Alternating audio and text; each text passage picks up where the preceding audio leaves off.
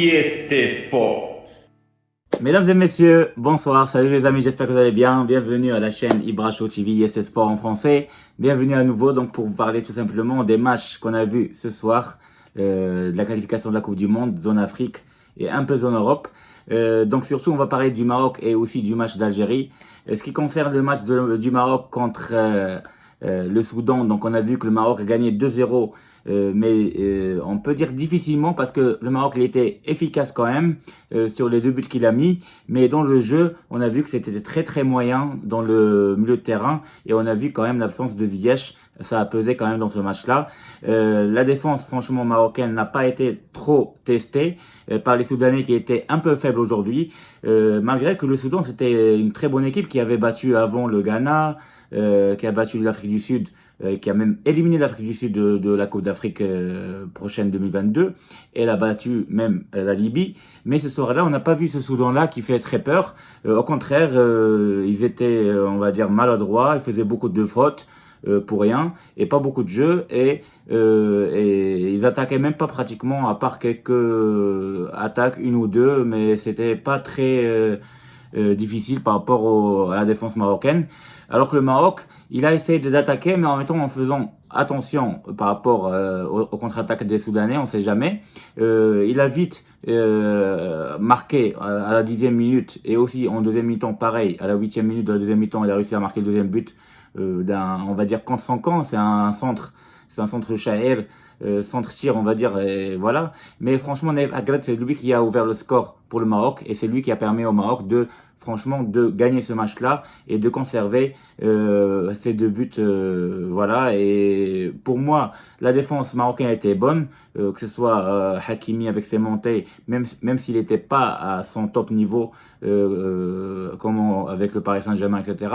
Mais il était pas mal. Seyss Aguerd, il était pas mal. Massina, ça va pas mal. Mais par contre, Barqoq, il a fait une énorme boulette. On a failli prendre un but à cause de lui. Pour moi, il mérite pas d'être sélectionné ce joueur-là dans l'équipe type du Maroc. Tcharab, pas mal, et dans son jeu, il était efficace. Pour moi, voilà. Donc, Ilyes Chaher, ce nouveau joueur qu'on vient de découvrir aujourd'hui, franchement, il était pas mal ce joueur. En tout cas, largement meilleur que Amallah. Et pour moi, voilà, on aurait dû faire jouer aussi Ziyech au milieu de terrain à la place de Barqoq. Et devant, j'ai pas compris ce choix de Maillet. Rahem Maillet, pour moi, j'ai trouvé qu'il était moyen. Et Zakaria Bouchlal, je l'aime pas du tout. Et Nesseri était très individualiste aujourd'hui, je l'ai pas aimé du tout. Il a tout raté, tout simplement. Donc, à la fin, il a fait rentrer Boufal, Ben Sharqi et tout ça, mais c'était un peu tard, parce que c'était 70e minute. Mais bon, en tout cas, l'équipe, elle a été un petit peu mieux à la fin du match, mais ils auraient pu marquer encore plus de buts. Mais finalement, le match est fini 2-0. C'est bien le Maroc, il est premier de ce groupe-là, parce qu'on sait très bien que la Guinée et la Guinée-Bissau, ils ont fait un match nul à Guinée-Bissau, un partout. Donc voilà, donc le Maroc, il est premier avec 3 points. Et voilà, donc 2-0, goal average avec plus 2. Ce qui est très bien pour ce groupe du Maroc. Maintenant, si on parle des groupes de l'Algérie, l'Algérie a tout simplement mangé, et oui, et elle s'est baladée contre Djibouti. C'est malheureux, c'est Djibouti, les pauvres, ils ont pris 8-0. 8, et oui, si vous entendez bien, 8. Numéro 8. 8-0, ils ont pris. C'est vrai, il y avait un carton rouge après le premier but de Slimani de la tête. Carton rouge, c'était mérité parce que le but, il y avait but pratiquement, mais le mec, il sort la tête de Slimani avec sa main, donc c'était mérité le carton rouge et le penalty. Donc Slimani, il marque quadruplé ce soir-là, 4 buts, et oui, 4 buts, avec Bounedjah qui marque aussi un penalty. Mahrez, il marque son petit but avec son pied gauche normal, ce qu'il sait faire. Ben Sebaini, il marque un très joli but aussi. En tout cas, 8-0, ça fait mal. Dès qu'on entend ça, on dit l'Algérie est très forte, mais il faut pas oublier quand même que le Djibouti, c'était une équipe très, très, très faible. Voilà, donc on va voir l'Algérie contre Burkina Faso. C'est la seule équipe qui peut un petit peu titiller l'Algérie dans ce groupe-là, mais normalement l'Algérie doit terminer le premier de ce groupe-là sans problème. Et au Maroc, franchement, j'étais déçu de ne pas voir Mezraoui, de ne pas voir Ziyech, ne pas voir pourquoi pas Harit aussi au milieu de terrain. Voilà, pourquoi pas il n'a pas appelé le Kaby, pourquoi il n'a pas appelé Soufiane Rahimi, le Rajaoui.